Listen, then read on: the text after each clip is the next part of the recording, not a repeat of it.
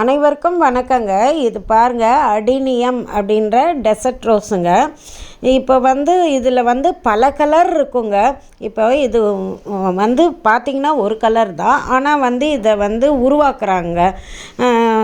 அப்படி உருவாக்கும்போது பல கலரில் கிடைக்குங்க. அந்த விதைகளையும் நம்ம ஊனி வைக்கும்போது எப்படி வேணால் வரலாங்க, ஒவ்வொரு கலராகவும் நிறமாகவும் கூட வரலாங்க. இப்போ இது நல்ல வெயில் இருக்கணுங்க. நல்ல ஒரு வெயிலில் தாங்க இது அழகாக இப்படி பூ எடுக்குங்க. இதுக்கு அதிகமான தண்ணி கொடுக்கவே கூடாதுங்க. வாரத்துக்கு ஒரு நாளோ 10 நாளைக்கு ஒரு நாளோ கொடுத்தா போதுமானதுங்க. இப்போ சூரிய ஒளி நல்லா படுற இடத்துல வச்சுருங்க. இது விதைகள் மூலியம் நம்ம அழகாகவே உருவாக்கலாங்க. அது விதைகள் பார்த்திங்கன்னா ஒரு நீட்டமாக ஒரு கொம்பு மாதிரி குச்சி மாதிரி வருங்க. அது நல்லா காஞ்சப்புறம் வெடித்து சிதறி அந்த விதைகள் பரவிடும்.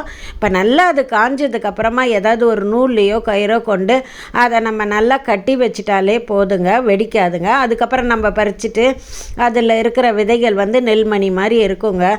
அதை நம்ம பிரித்து எடுத்து திருப்பி நம்ம ஊனி வச்சாலும் நல்லா அழகாக வந்துருங்க. அதுக்கப்புறமா நம்ம தனித்தனி தொட்டியில் வச்சுக்கலாங்க. அது வேரெல்லாம் வெளியில் தெரிகிற மாதிரி நம்ம வச்சாலும் அது ஒரு பிரச்சனையே இல்லைங்க.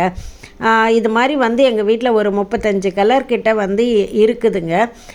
இப்போ நான் சின்ன செடியாகவும் வாங்கி வச்சுருக்கேன். அதே மாதிரி இது விதைகள் மூலயமா நான் உருவாக்கியிருக்கேங்க. ரொம்ப கண்ணுக்கு விருந்தளிக்கக்கூடியது அப்படின்னா அந்த அடினியத்தை சொல்லலாங்க.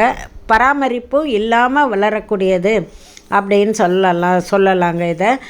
இது மாதிரி உங்கள் வீட்லேயும் நீங்களே நிறைய கலரை வளர்த்துக்கலாங்க. அதுக்கு சில பராமரிப்பு மட்டும் செஞ்சால் போதுங்க.